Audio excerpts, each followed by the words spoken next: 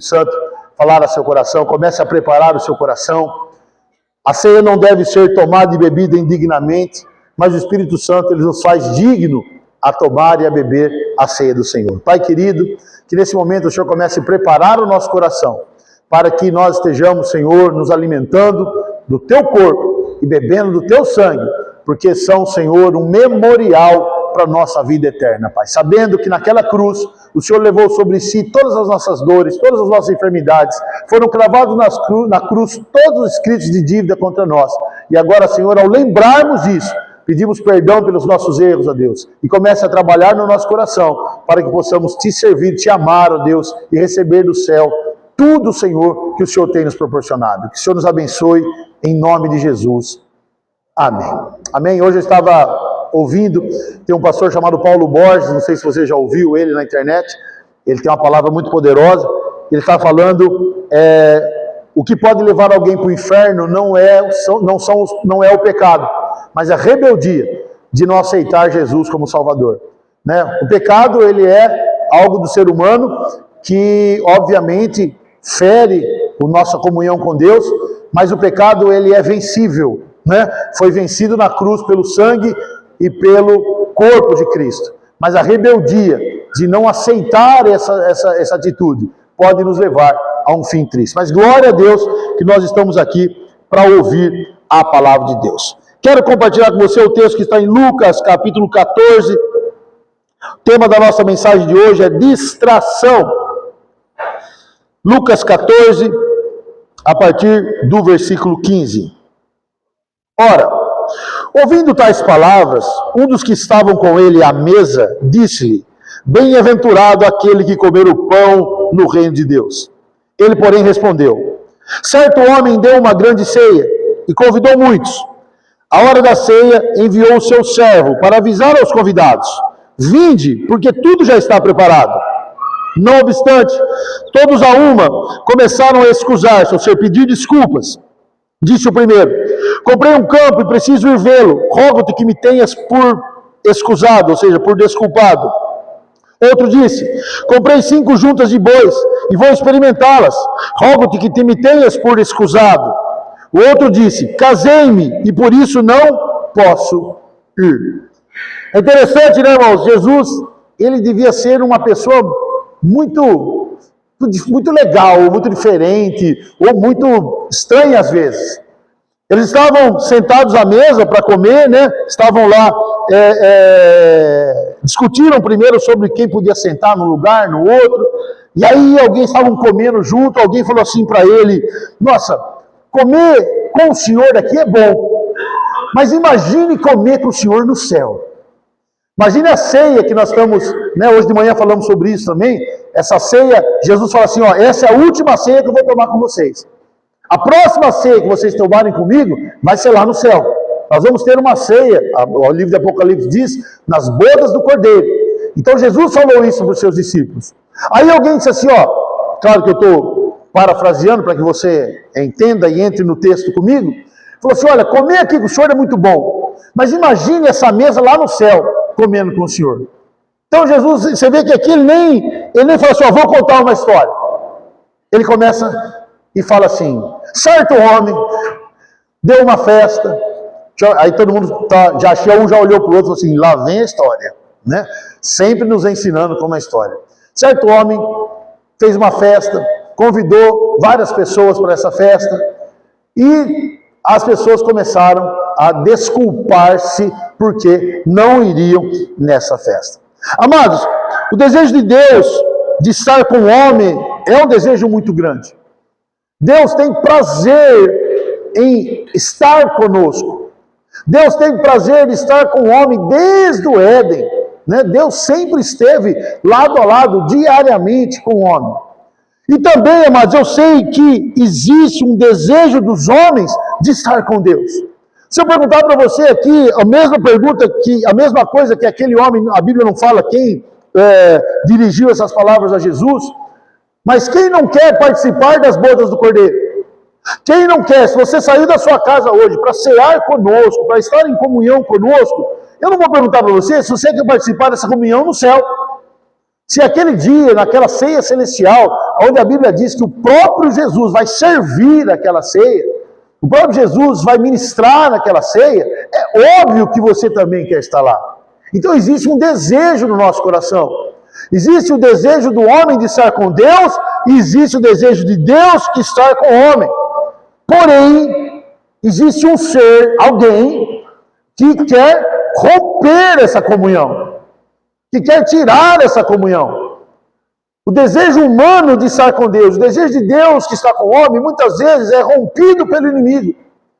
A obra de Satanás é justamente interferir nessa comunhão. Não há prazer nele que haja a sua comunhão com a comunhão de Deus.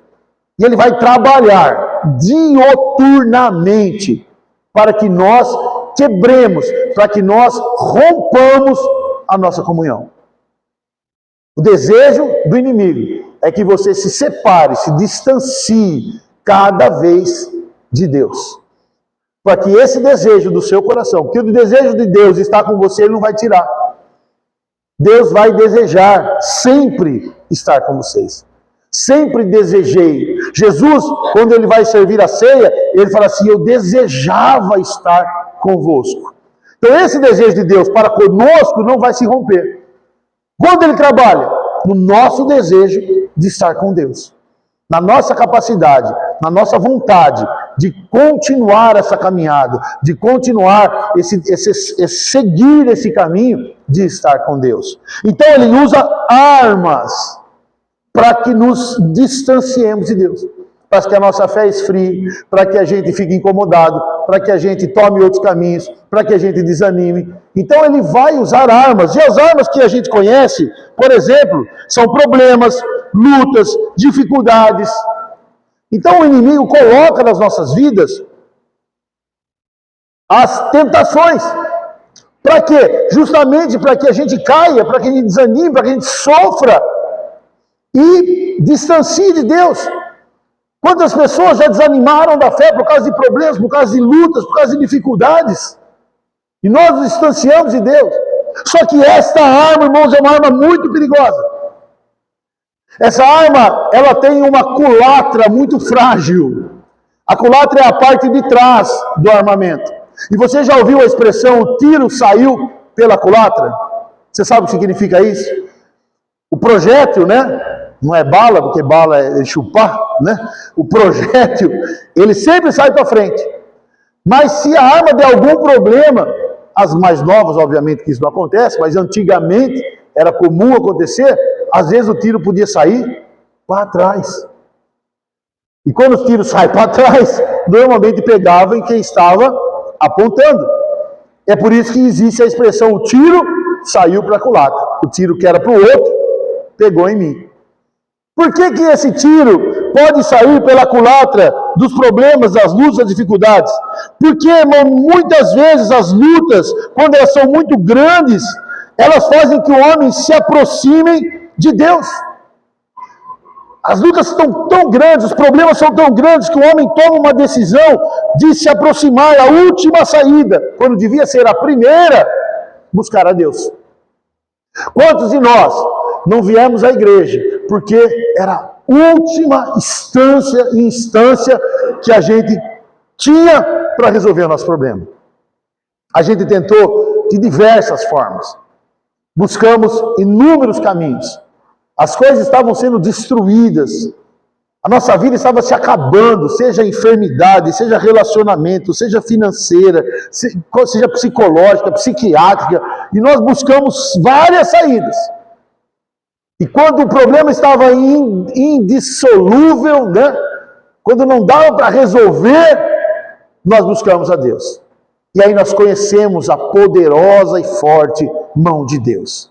E recebemos o milagre, e recebemos a bênção. E isso transformou o nosso coração, e nós tomamos a atitude que mais fere o coração do inimigo. Nós nos convertemos. Nós deixamos as coisas erradas para trás, saímos do império das trevas e entramos no reino da luz. A nossa vida foi transformada. Nosso casamento foi restaurado, a nossa saúde foi restaurada, a nossa vida financeira foi restaurada, a nossa vida psicológica foi restaurada. Foram embora os traumas, foram embora a depressão, a nossa vida psiquiátrica, os nossos pensamentos foram restaurados. E o inimigo que achou que ia nos destruir por causa das lutas, dos problemas, da enfermidade, perdeu. E nós devemos servir a Deus. Glória a Deus por isso. Porém, irmãos, existe uma arma muito poderosa. As lutas, quando elas são grandes, elas nos aproximam, né, como eu disse, de Deus. Nós temos que entender uma coisa. Vamos pensar assim, fazer um raciocínio para que você entender. Todas as lutas, elas duram 10 minutos. Todas as lutas duram 10 minutos.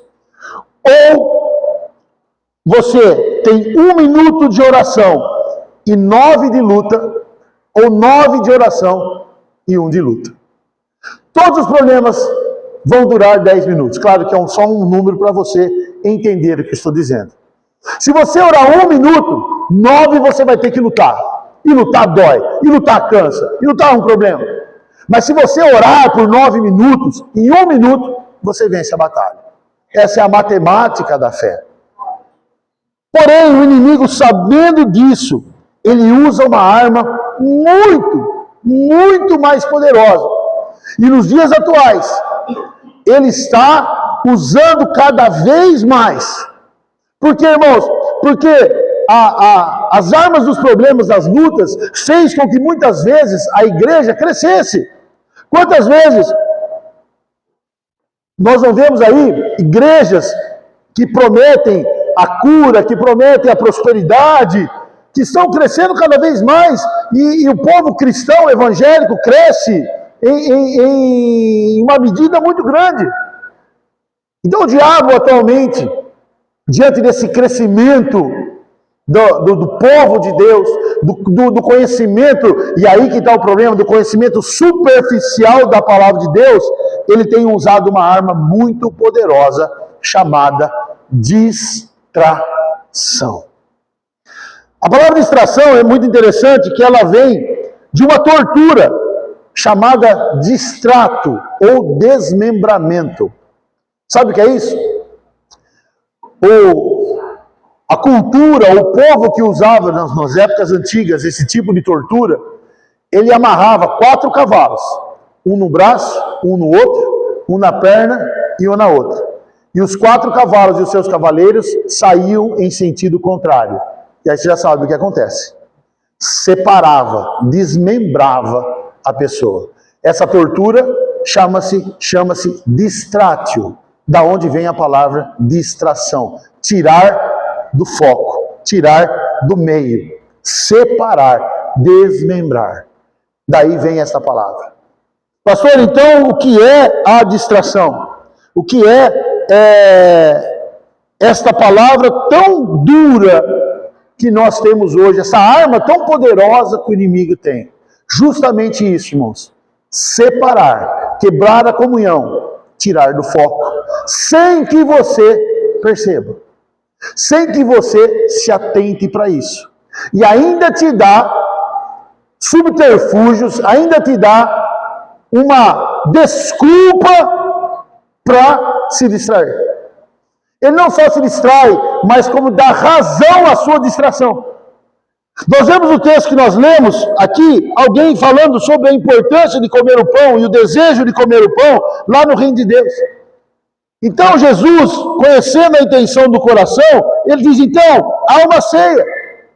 Você pode vir, e olha o texto diz, vinde, porque tudo está preparado. Assuma um compromisso, tenha uma comunhão comigo, não se distraia, tenha foco. E aí levanta-se um e fala assim, sabe o que é? Eu comprei um campo. Eu comprei uma casa nova, tem que dar uma ajeitada lá na minha residência, a minha família está lá comigo, estou precisando ir lá. Não vai dar para eu assumir esse compromisso. Irmãos, que mal tem em comprar um campo? Que mal tem em adquirir um bem? Nenhum.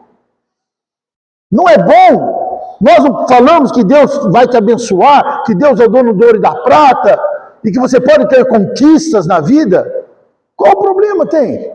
Nenhum. Mas isso serviu de desculpa. Ele usa até um termo na minha Bíblia, que tem uma linguagem um pouco mais antiga, talvez na sua esteja desculpou-se, na minha está excusou-se. Mas ele usou isso para quebrar a comunhão dele. Não pôde ir na ceia, não pôde ir na festa, não pôde ir no culto, não pôde assumir num compromisso com Deus, porque ele tinha comprado um campo, porque tinha tido uma aquisição própria. Aí levanta um outro e fala assim, olha, eu comprei 5 jutas de boi. Irmãos, normalmente os bois, eles serviam para o trabalho na época. Como a sociedade era totalmente agrícola e pecuária, né? Então ele havia adquirido coisas para o trabalho dele. Então ele disse para Jesus, para o dono da festa, né? No caso de Jesus, que não era Jesus, mas estava contando uma parábola, ele falou assim, tem que trabalhar. Preciso trabalhar. E meu trabalho tem tomado meu tempo, tem me enriquecido, eu tenho gastado muito tempo, eu tenho que me dedicar ao meu trabalho. Irmãos, qual problema tem nisso? Nenhum. A Bíblia fala que nós devemos trabalhar para comer.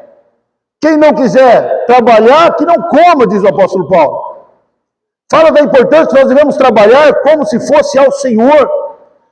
Então qual o problema do trabalho? Nenhum. Desde que o trabalho não seja uma desculpa para quebrar a nossa comunhão com Deus. E o terceiro, então, que ele fala? Casei. Casei, então você me desculpa, eu não vou poder ir para a festa. Amados, nós prezamos tanto pela nossa família, nós amamos tanto, né, a nossa casa, os nossos filhos, mas nem isso pode tirar o nosso foco, a nossa comunhão com Deus.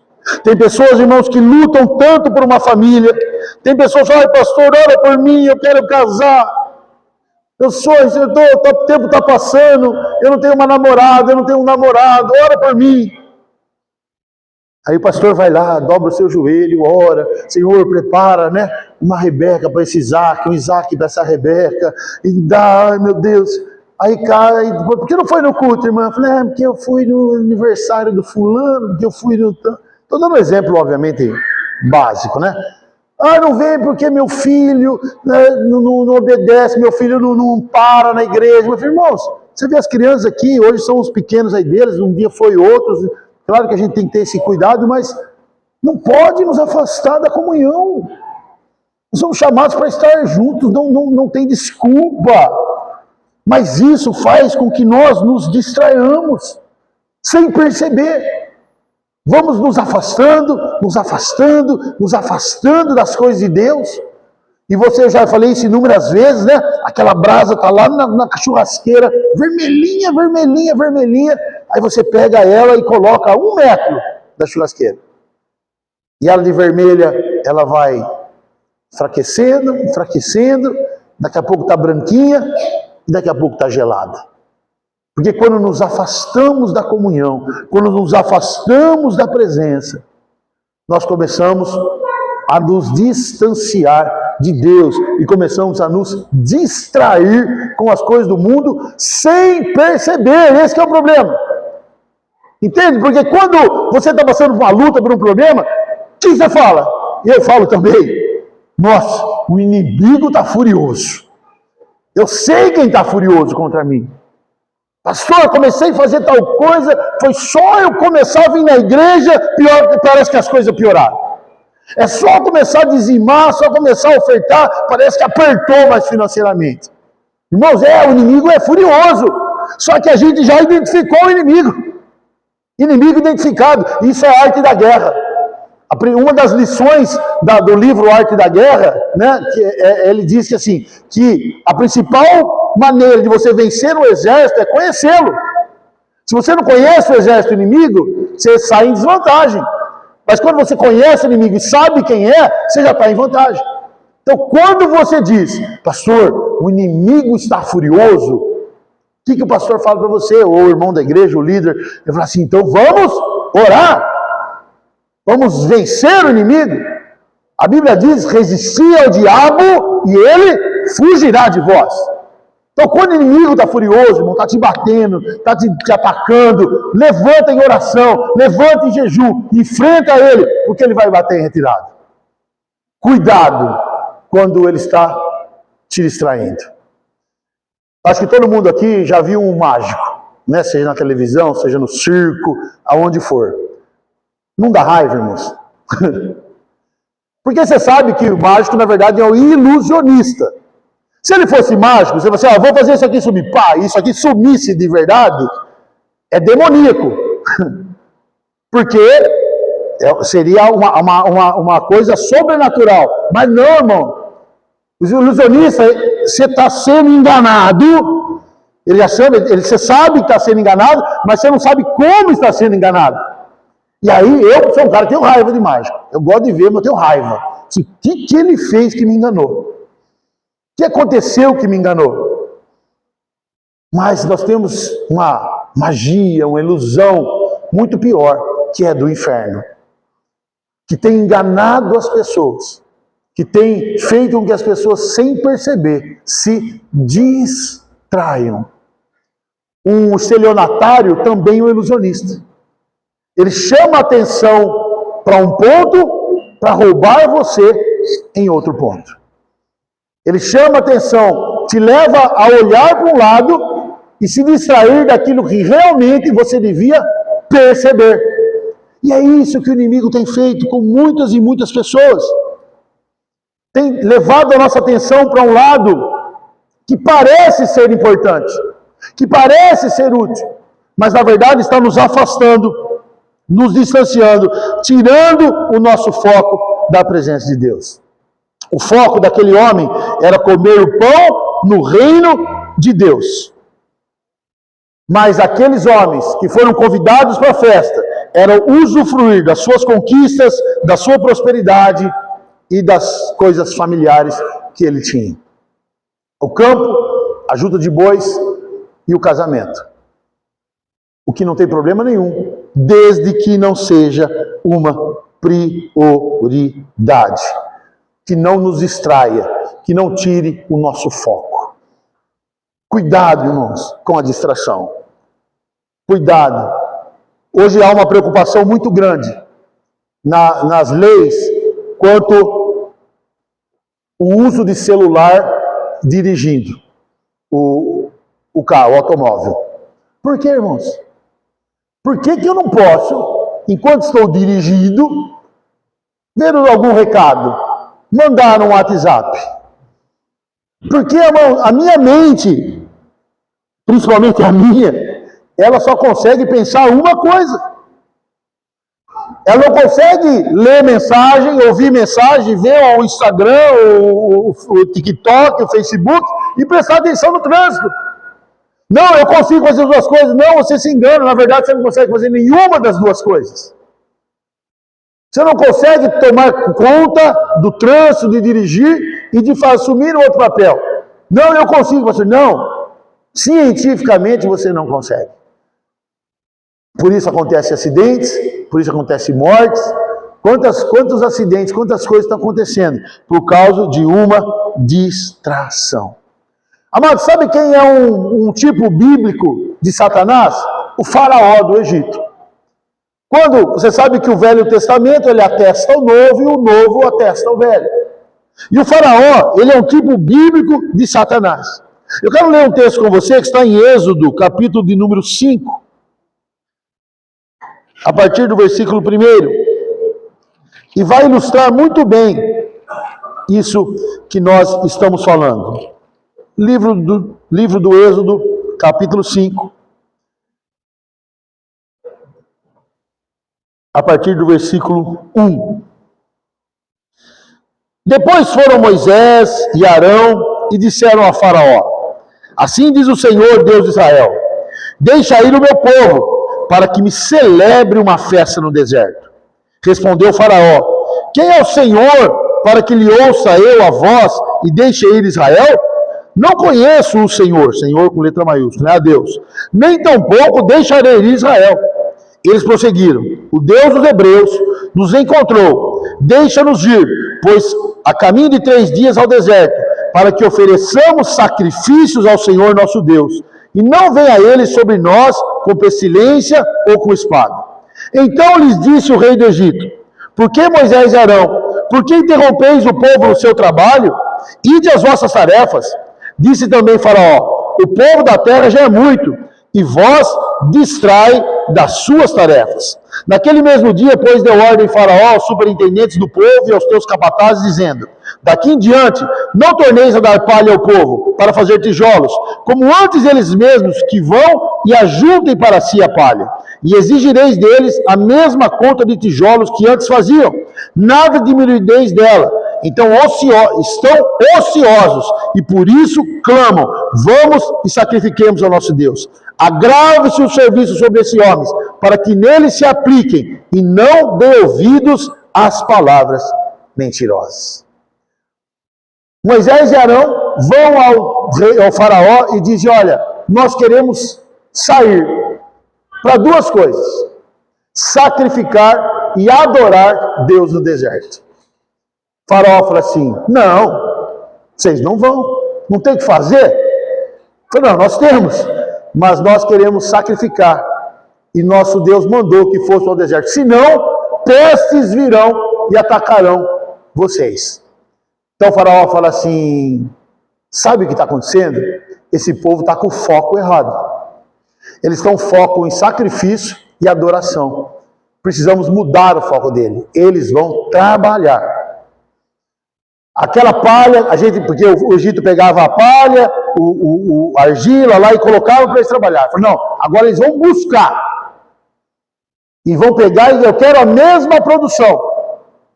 Esse povo está ocioso, nós vamos distraí-lo, nós vamos colocar uma outra coisa para eles fazerem, para que eles esqueçam da adoração e do sacrifício. É a mesma atitude, a mesma arma que o inimigo tem usado com muitas pessoas. Versículo 9 daqui que nós vemos diz assim: agrave-se o serviço sobre esses homens, para que neles se apliquem, e não dê ouvidos às palavras mentirosas. Algumas versões vão dizer assim: agrave o serviço sobre ele, para que eles estejam ocupados. Quantas vezes, irmãos, nós temos nos ocupado das coisas e do tempo que é de Deus? Eu não consigo orar, eu não consigo jejuar, eu não consigo participar do jejum, eu não consigo isso, eu não consigo vir, eu não consigo ir, eu não consigo estar, eu não consigo fazer. Irmãos, eu há muito tempo atrás eu preguei essa mensagem. Sabe quantas horas eu tenho no dia? 24.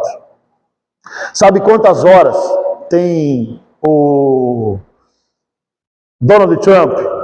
24. Sabe quantas horas tem, infelizmente, essas pessoas que moram na rua e não tem compromisso nenhum? 24. Somos nós que administramos o nosso tempo. Somos nós que colocamos uma ordem de prioridade nas nossas vidas. Eu já disse para você, quando você disser assim para mim: pastor, o senhor pode ir na minha casa hoje? E eu disser assim para você: rapaz, é que hoje eu tenho um compromisso, não vai, amanhã eu vou. Tudo bem, mas sabe o que eu estou dizendo para você, e você para mim? Eu estou dizendo assim: olha, hoje não é a minha prioridade ir na sua casa.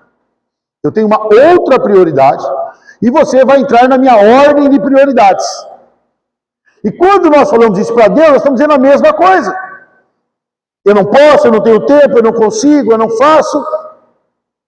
Eu estou dizendo para Deus: Senhor, eu vou fazer, mas a minha prioridade agora não é o Senhor. Eu tenho uma outra prioridade. Mas quando eu tiver um tempo, estamos juntos. Conte comigo.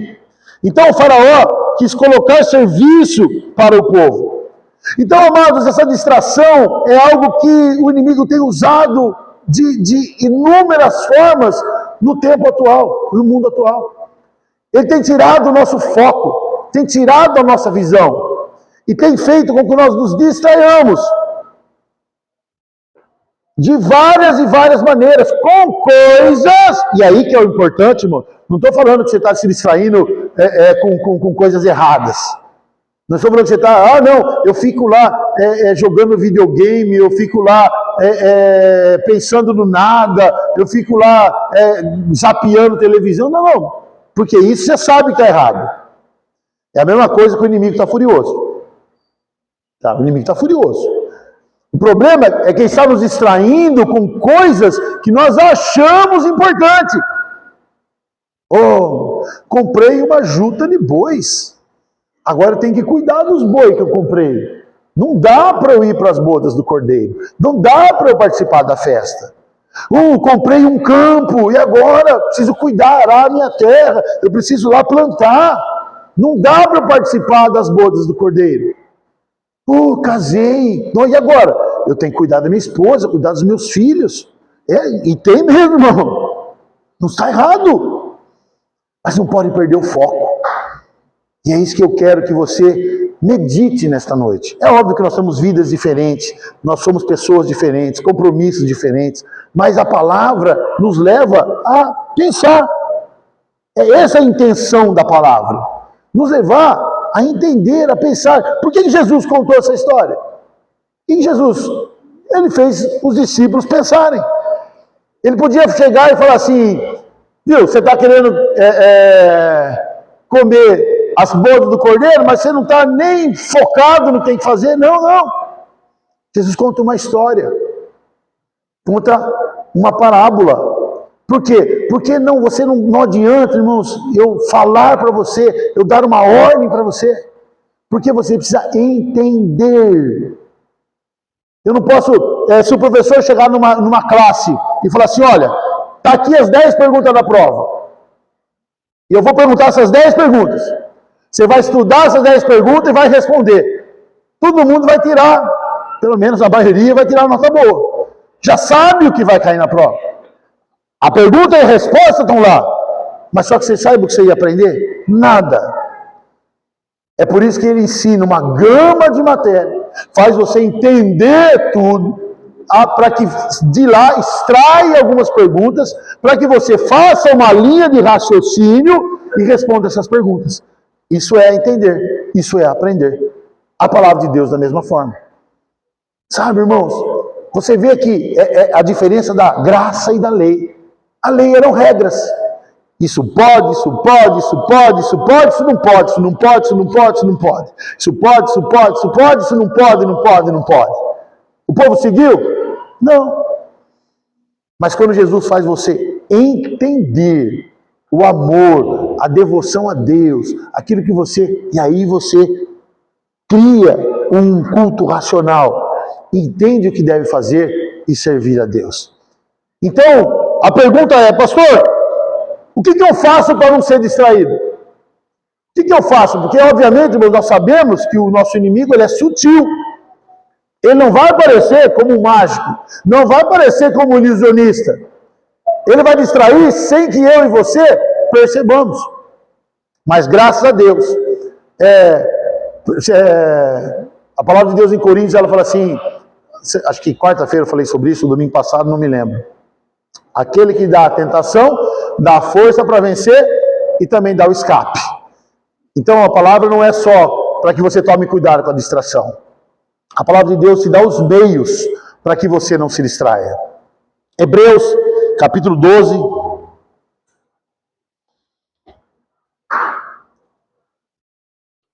A partir do versículo 1.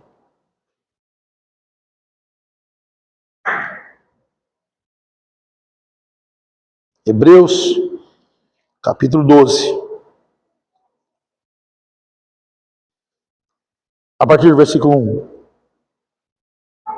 Portanto, também nós, visto que temos a rodear-nos tão grande nuvem de testemunhas, desembaraçando-nos de todo o peso e do pecado que tenazmente, que fortemente nos assedia, corramos com perseverança a carreira que nos está proposta, olhando firmemente para o autor e consumador da fé, Jesus, o qual em troca da alegria que lhe estava proposta, suportou a cruz, e não fazendo caso da ignomínia, está assentado à destra do trono de Deus. Considerai, pois, atentamente aquele que suportou tamanha oposição dos pecadores contra si mesmo, para que não vos fatigueis, desmaiando em vossa alma. Qual o segredo, irmãos, que nós temos aqui nesse texto de Hebreus, capítulo 12, do versículo 1 ao versículo 3? Primeiro, o que faço para não me distrair? Olhando firmemente. Algumas Bíblias, fixamente para a cruz. Vocês já viram um joguinho que tem 3 cones e uma bolinha? Que a pessoa vai, joga, né, na mãozinha lá.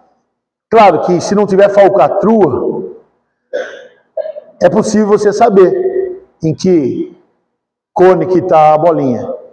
Como que você faz?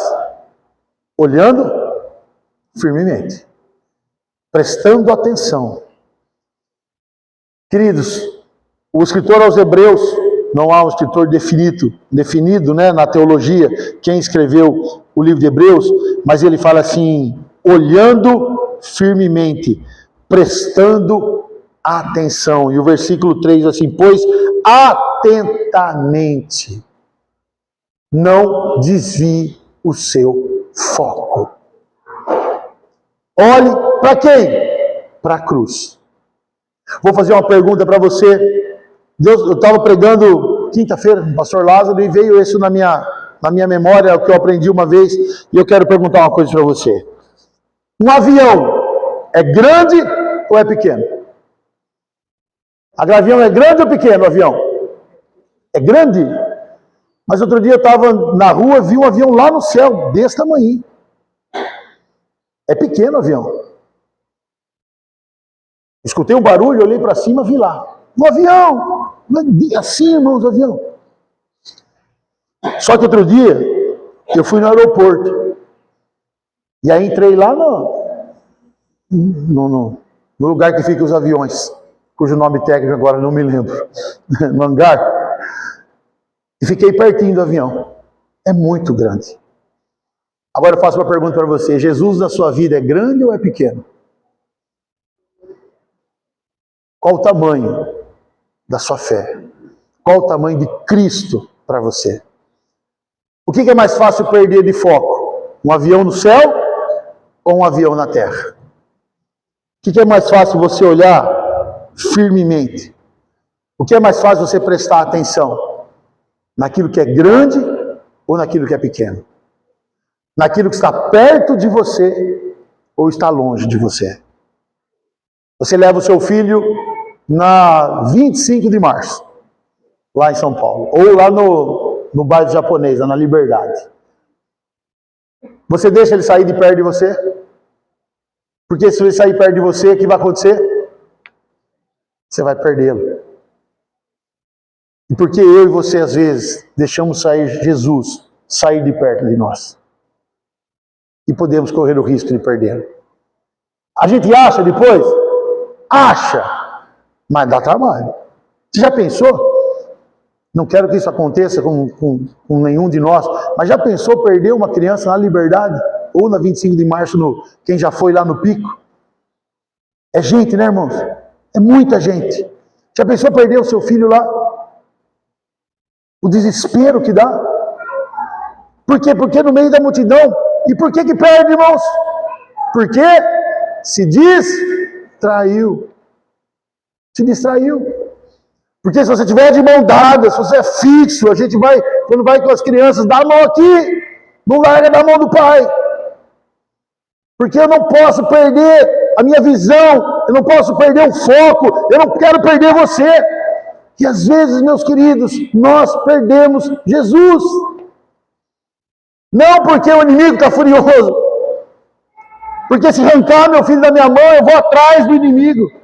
Você já imaginou? Você está lá andando com seu filho, andando lá com o Lorenzo, aí vem um cara e puxa ele da sua mão, Rodrigo. Só assim, tiraram o meu filho da minha mão.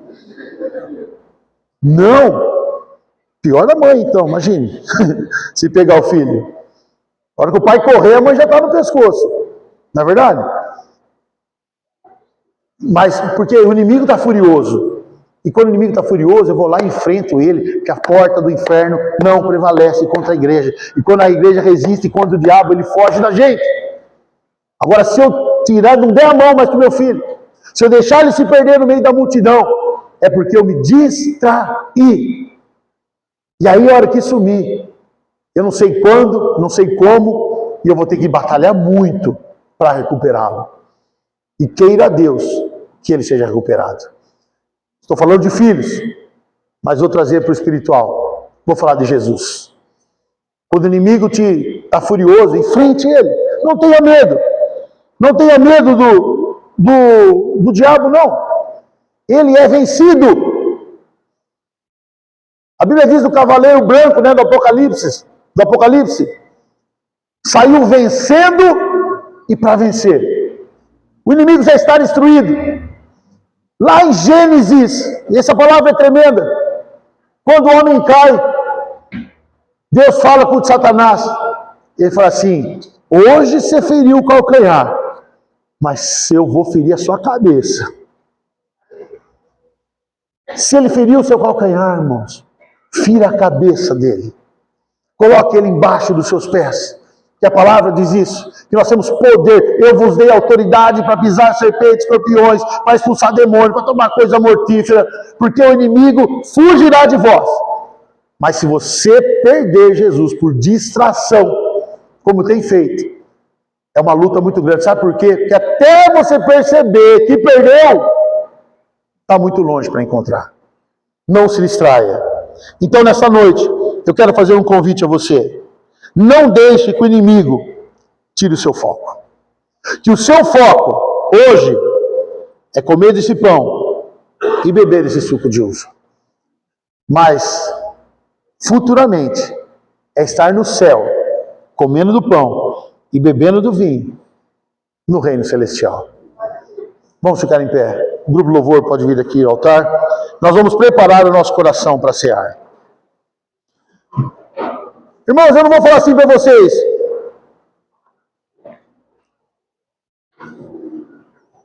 Cuidado com a distração. Porque não tem como cuidar. Você não sabe que está sendo distraído.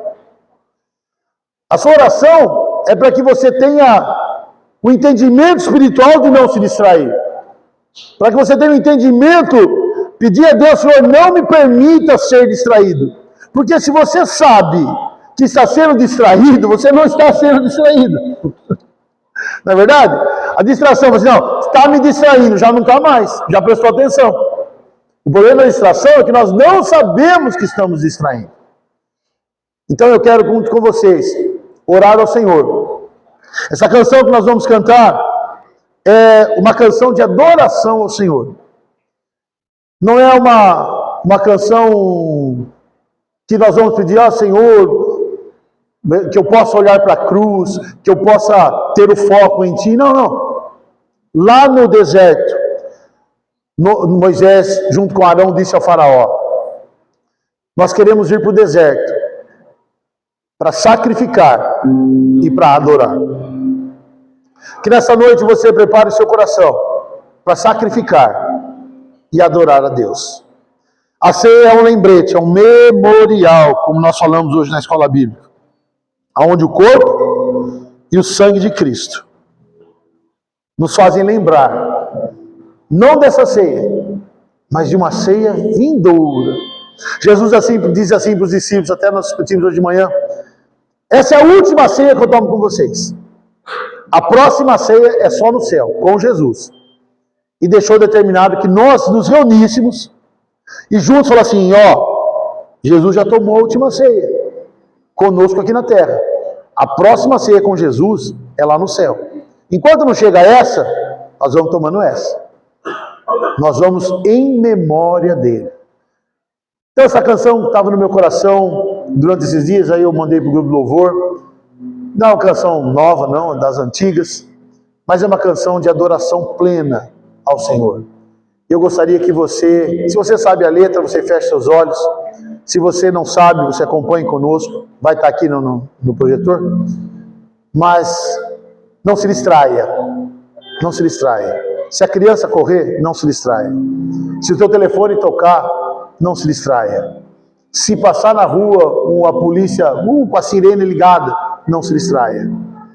Foque no autor e consumador da fé. Vamos adorar o Senhor.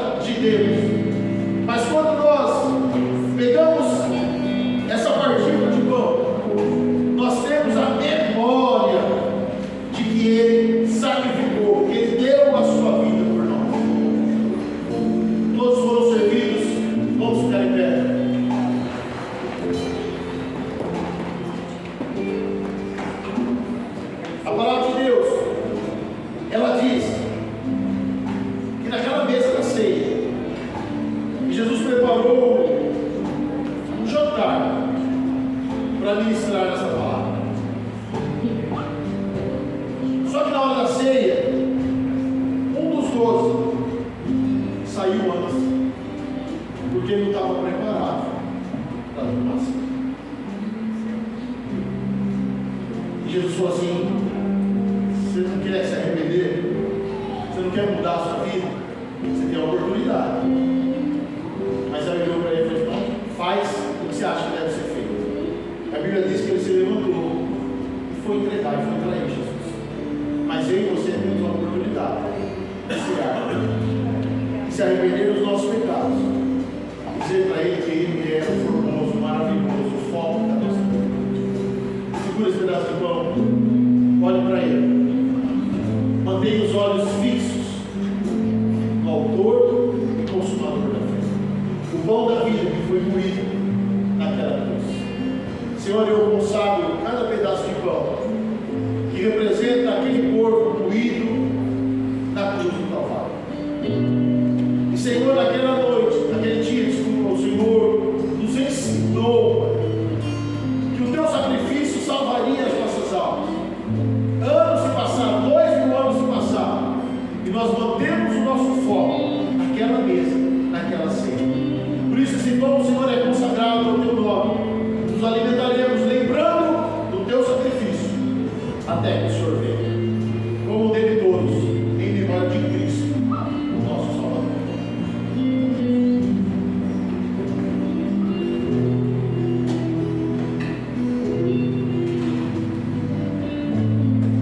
Vai receber agora, das mãos do diabo, um copo com suco de uva.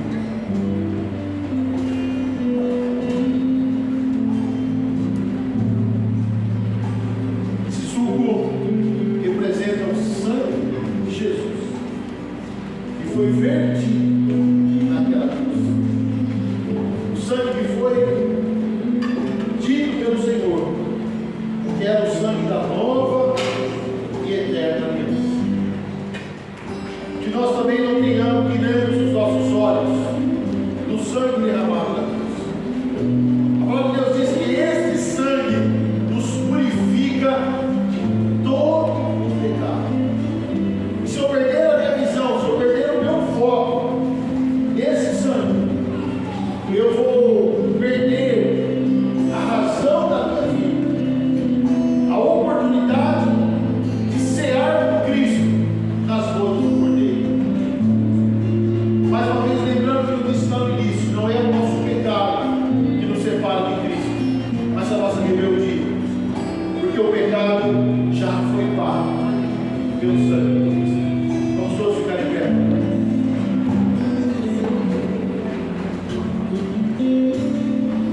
A palavra de Deus diz que depois de partir o pão e cear, ele pegou o vinho, deu graças e disse: esse é meu sangue, o sangue da nova e eterna aliança. Ao tomar esse suco de uva que está em nossas mãos, nós estamos declarando que nós temos uma aliança